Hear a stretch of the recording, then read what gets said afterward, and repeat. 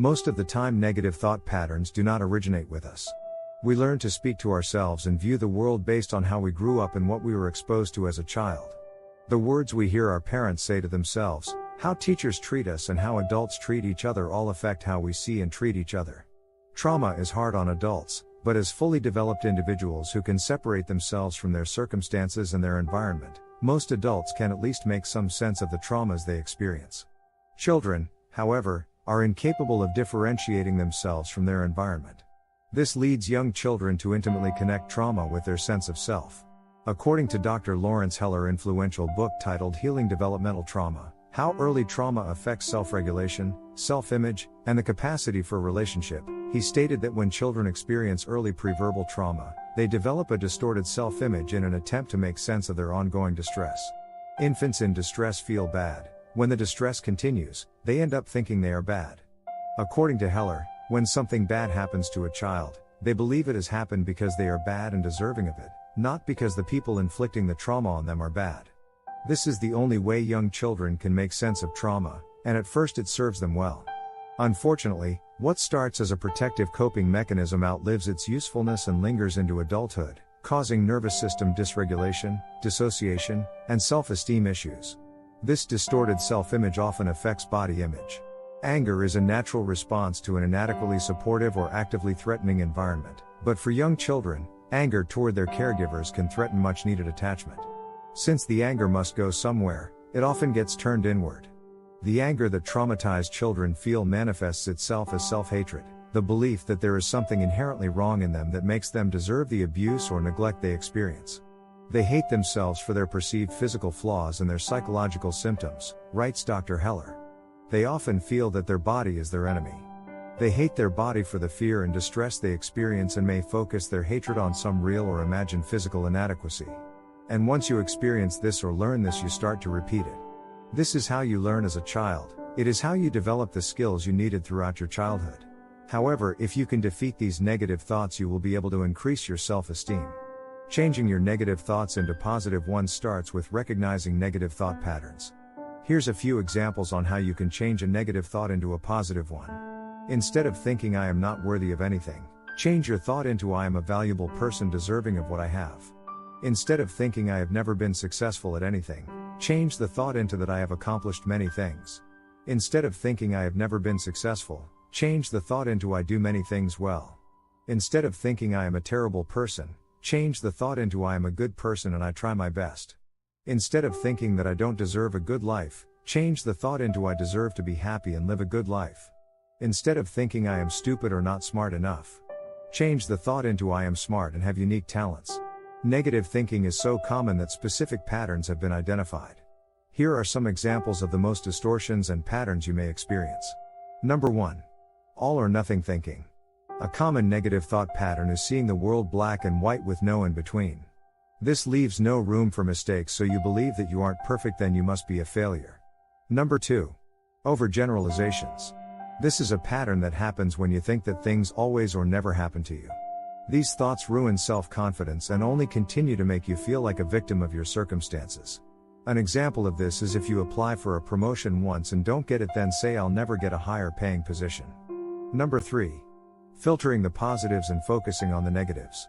This is a thought pattern characterized by having a lot of life situations that go well, but when one bad thing happens, you choose to focus on that. Number 4. Discounting what is positive. Similar to the previous example, this pattern keeps you from recognizing what is going right. If you struggle with this mentality, you will often choose to ignore or discount positive experiences as one time or just luck. Number 5. Jumping to conclusions. Another negative thought pattern is when you tend to come to a conclusion based solely on your feelings or a limited amount of information. You might think you can read people and know what they are thinking before they tell you, and this severely limits your openness to new experiences. Number 6. Minimization or magnification. This happens when you use a magnifying glass to make negative situations bigger than they really are. On the other hand, you may seem to minimize anything good that has happened. Number 7. Should statements. You may have a distinct vision of what things should or should not be. If things don't fall perfectly into these boxes, then you will likely blame yourself. Even these strict requirements keep you locked in a box that might not truly fit you. Number 8. Reasoning with your emotions. This negative thought pattern refers to allowing yourself to believe everything your emotions tell you is real or a fact. In other words, if you feel that something is so, then it must be this way. Number 9. Labeling. This is a mental distortion similar to the all or nothing pattern.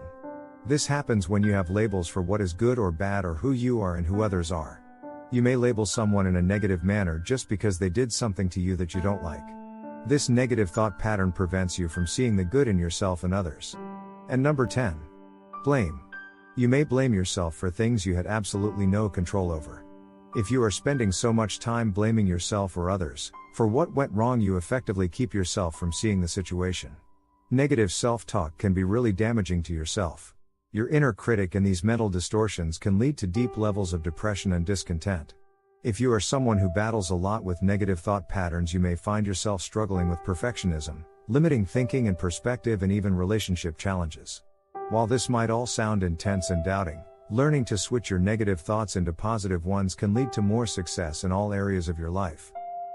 Here are 9 steps you can take to learn how to change your negative thinking. Step 1. Catch yourself. This is the first step in changing your negative thoughts into positive ones. You have to learn how to catch yourself and recognize where you have a hard time. Keeping track in your journal of the negative thought patterns we have mentioned previously and looking over them when you start spiraling is a great start. Keep note of which ones you struggle with the most, and when you know what to look for, you will be able to catch yourself when they pop up. You will begin to notice when you are being critical of yourself, and from here will be able to make a positive change. Step 2. Remember that your thoughts are not reality. Your thoughts and feelings are not reality, and they should not be taken as such. Your thoughts are biased just like everyone else's and can be faulty. Your mood will also influence your thoughts, meaning they will be less accurate. So, when you are going through a cycle of believing your thoughts to be reality, practice taking a step back, breathing, and remembering that your emotions are not objective facts. Step 3. Contain your negativity. Your negativity likely puts boxes around your life, so it's time to use those same principles on your negative thinking. If you find yourself thinking in a negative way, it will be helpful to learn skills to contain those thought processes in order to prevent further damage. You can do this by letting yourself be negative but not letting your negativity last longer than an hour. Or you could keep your negative thoughts on task, meaning you don't let your negativity change subjects and affect other areas in your life. Step 4. Change to neutrality. Catching negativity can be easy, but doing a complete switch at the moment can and will be hard to do. So if you are able to recognize negativity first, try to remove yourself from it and become neutral. Here's a few examples of switches you can make just with the way you speak about hard situations. I can't do this turns into this is challenging, or I hate this turns into this isn't something I enjoy. These are basic examples of switching negativity into a more gentle language, which will naturally diffuse situations. Simply changing your language can make negative circumstances have less power over you. Step 5. Shift your perspective and think like a friend. We are our own worst critics, and these inner voices can feel like our worst enemies at times. We will sometimes say things to ourselves we wouldn't dare or want to say to a friend we care about. So if you are looking to switch up your negative thinking patterns, try to imagine you are a dear friend. This can help begin the process of shifting your perspective.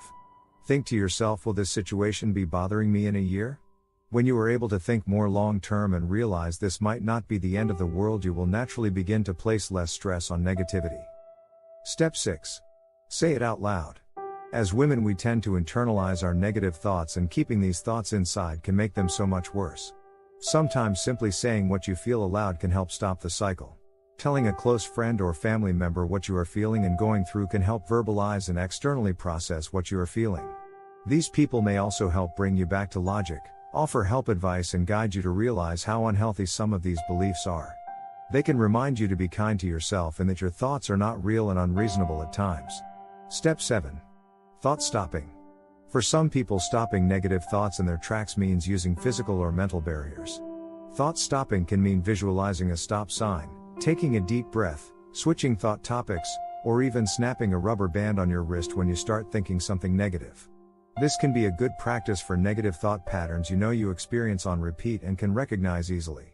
To start this, you can choose one thought process to practice with, such as I can't do this, and move on to others once this becomes a habit. Step 8. Practice compassionate self-talk. Negative thought patterns can be harsh and cruel at times. At the start of your journey, Being kind to yourself when you are stuck in the negative will feel impossible. So practice self-compassion even when you aren't thinking negatively. For example, when you make a minor mistake that doesn't really bother you, tell yourself it's okay. I'm human and I am allowed to make mistakes. And lastly, step 9. Evaluate positive and negative outcomes. If you want to break free from the bonds of your negative thinking, it will be essential for you to learn self-assessment skills. You will need evidence and facts besides your own feelings that may not be so accurate, otherwise you won't be able to fight them. If you can assess the situation you are in and go through the possible positive and negative outcomes, you will discover a new sense of clarity. Here are a few questions you can ask yourself to begin evaluating certain outcomes. How will believing this negative thought pattern help me? How will it hurt me? Will this belief move me closer to the person I want to be? How will believing this thought affect my relationships and people around me? How do I feel about myself when I think these negative thoughts? Or, if I could stop believing this thought right now, would I choose to? Why or why not? These are just examples of questions you have to ask yourself so that you can evaluate every outcome. Thank you for watching. Subscribe for more.